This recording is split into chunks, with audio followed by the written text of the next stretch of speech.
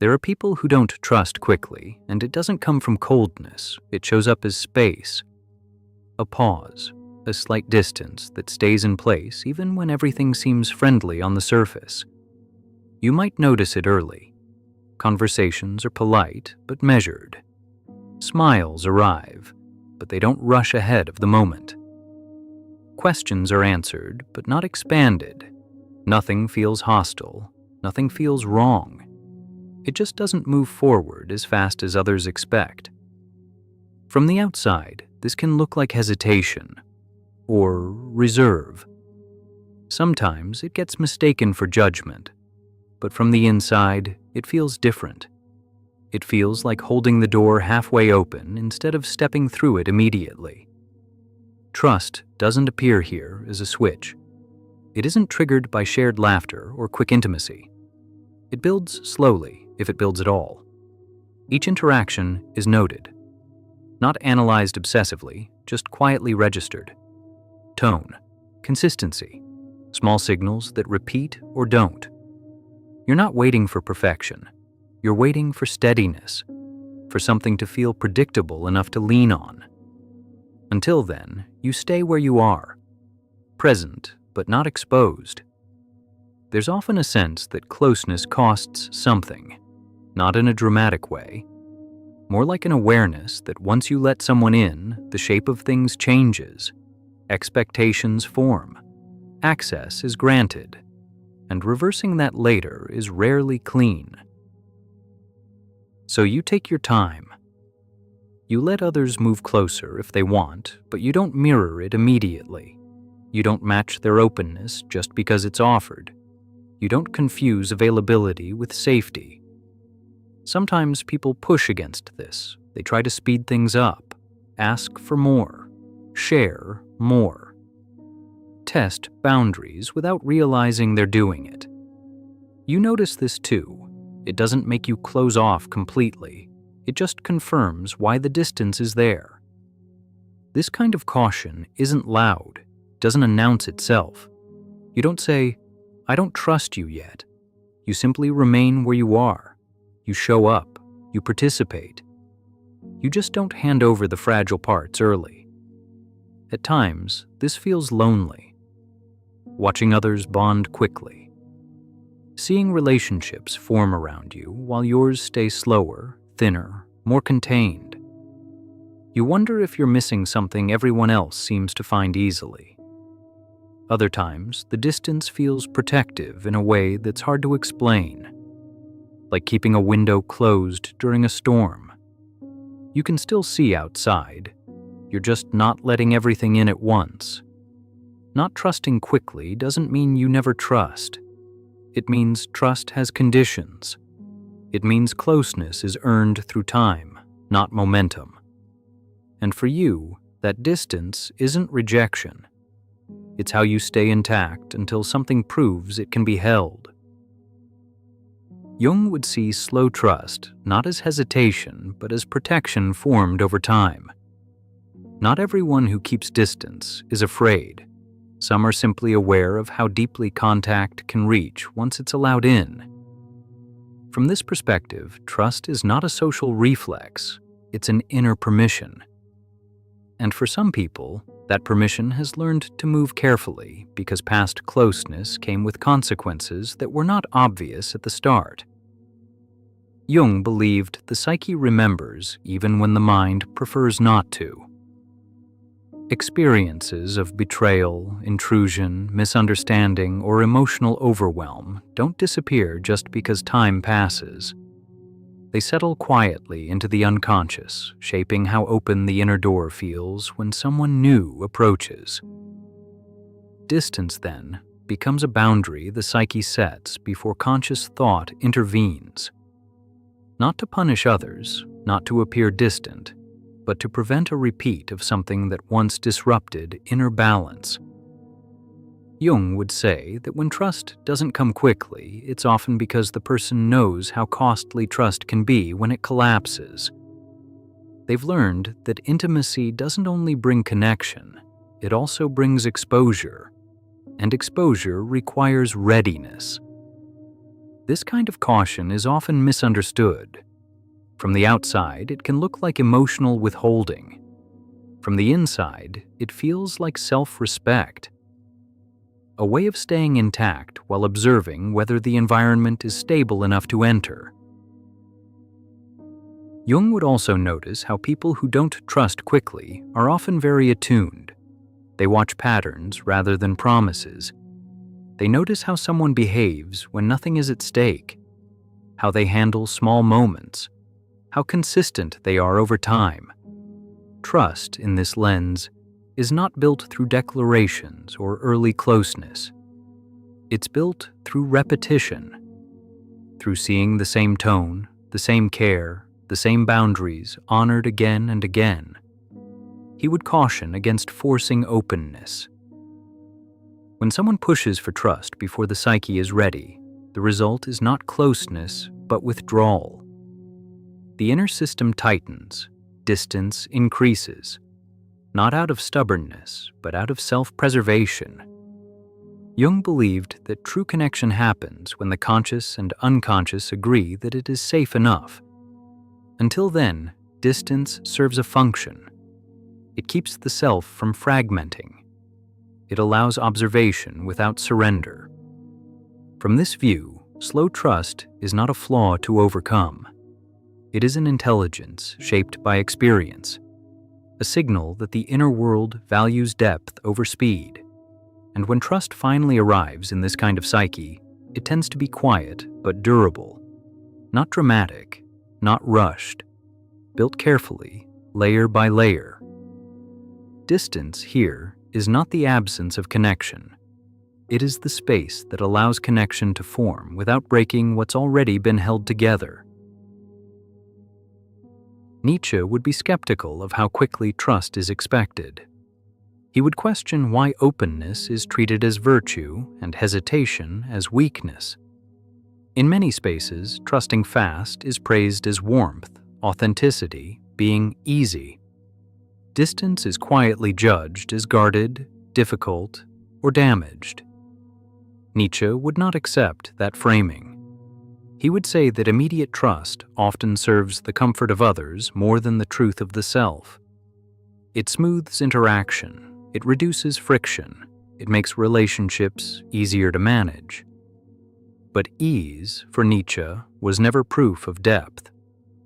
From this lens, refusing quick trust is not fear. It can be discernment, a way of resisting the pressure to be accessible before understanding what access costs. Nietzsche was wary of values that demand immediate surrender without asking whether the ground is solid. He would notice how trust is often moralized. You're supposed to open up, you're supposed to share, you're supposed to assume good intentions. And when you don't, the story turns. You're labeled closed, defensive, hard to reach. Nietzsche would ask, who benefits from that story? Often, it's those who expect entry without earning it. Those who are uncomfortable with limits. Those who mistake speed for sincerity. From his view, distance threatens people who rely on easy access to feel secure. He would also point out that trust given too quickly can be a form of self-betrayal. Not because others are bad, but because the self hasn't yet gathered enough information. Nietzsche valued strength that comes from knowing when to wait. For him, strength is not loud openness. It is the ability to hold back without apology, to remain unreadable until clarity arrives, to refuse intimacy that hasn't yet proven it can last beyond first impressions. Nietzsche distrusted herd instincts, and quick trust can be one of them. A social reflex that says, "This is how we do connection here."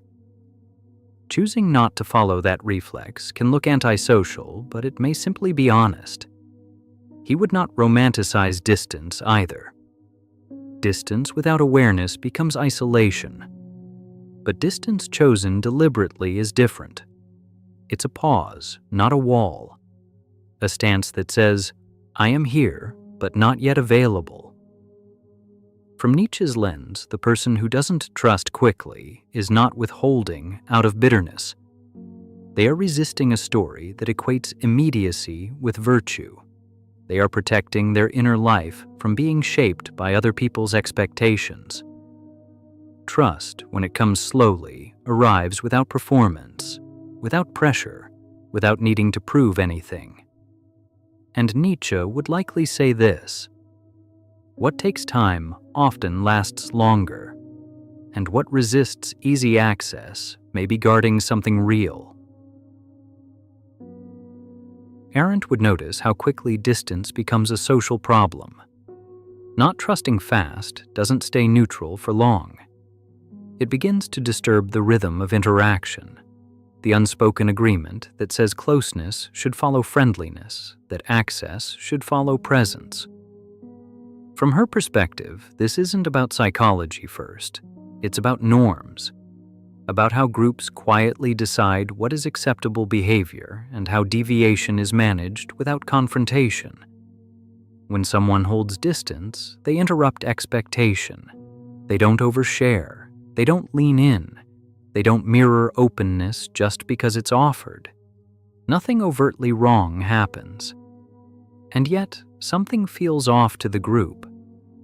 Arendt would observe how this discomfort rarely gets named directly. Instead, it shows up as subtle pressure. Jokes about being hard to read, comments about being private, invitations framed as tests. The message is indirect but clear. Move closer, or explain why you won't. She was deeply attentive to how conformity works without force. No one orders the person to trust. No one accuses them outright. The pressure lives in tone, in timing, in what gets rewarded and what gets quietly excluded. Distance challenges the social flow. It slows things down. It makes others aware of how much they rely on immediate openness to feel secure. When someone doesn't comply, it can feel like rejection, even when none is intended. Arendt would point out that trust in many social spaces is treated less as something earned and more as something owed. A basic entry requirement. If you don't offer it quickly, you're seen as withholding something that belongs to the group. This is where distance becomes political in the smallest sense. It rearranges power. The person who doesn't trust quickly controls the pace. They decide when closeness happens, if it happens at all. That control can be unsettling to those used to easy access. Arendt would not frame this as resistance in a heroic sense. It's quieter than that. It's simply non-participation in a ritual. The ritual of fast intimacy, fast bonding, fast alignment.